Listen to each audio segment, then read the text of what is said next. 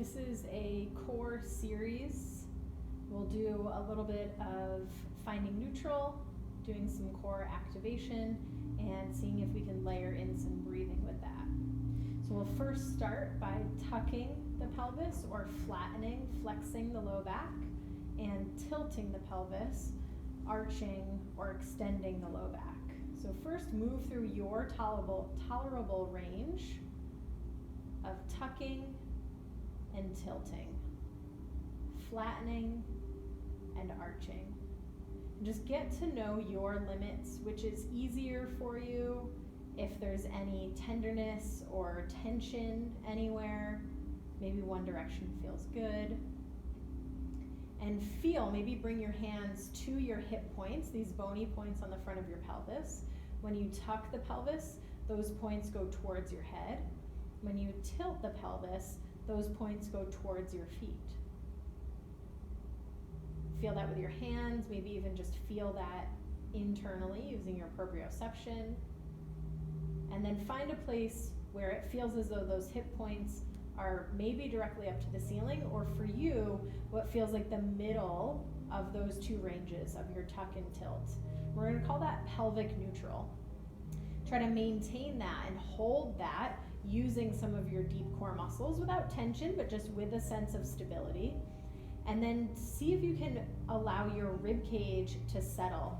For some of us, when we're in neutral, we still have a big arch of our rib cage. So see if you can bring your hands onto your rib cage. Take an inhale, breathing into your hands. And then on an exhale, maybe through an open mouth,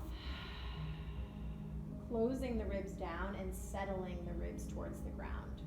When you inhale, try to keep some of this connection, your pelvis in neutral, your ribs settled, breathing into your back, into the sides, and into the top of your ribs. Doing this ha breath, fogging the mirror. Seeing what it feels like for you to hold this spinal neutral, pelvic neutral, and settled ribs. Without tension in the neck or shoulders. As you feel comfortable with that, see if you can add on an exhale, marching one knee over the hip. You can inhale to pause, exhale, control and slowly lower down, and second side.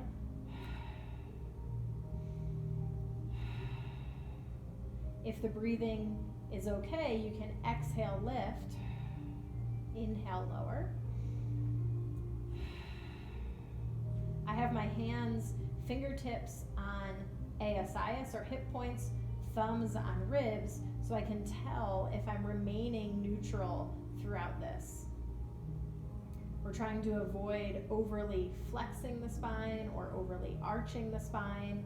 If it's hard for you, if you do find yourself arching as you bring your foot down, then you might err on the side of being in that more flat back and trying to maintain that as you lift your leg and lower your leg. Sometimes using your exhale on the way down is helpful. If this all feels okay, you can march one leg up, keep it there, and without shifting your body again, bring or float the other leg up. And then maintain this position again. Can you be neutral or slightly tucked in the pelvis so that you avoid tension in the hip flexors or low back? And breathe here. Again, being aware as you breathe, maybe hands on the abdomen, that your breath is going back, wide, and into the chest.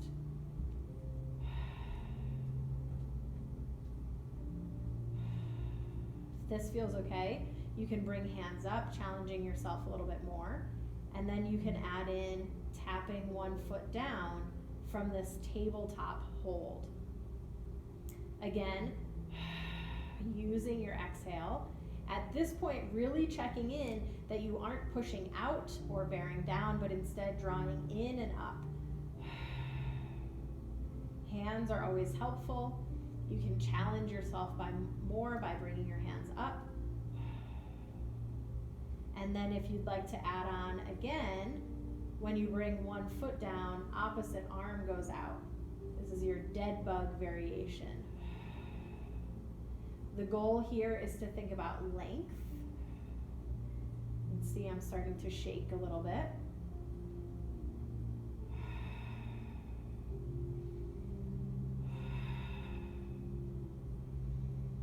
And then again, with control, seeing where your limit is. If you start to push out or arch at any point, you've gone a little too far, go back to what you were doing before. And then slowly with control coming down and then letting go and coming out into maybe a little rock or a hug. And you can do anywhere between 3 to maybe even up to 10 or 15 of each of those. So listen to yourself, listen to your limits, and that's a nice core series that you can do starting on your back for more awareness with where your body is in space and how to breathe.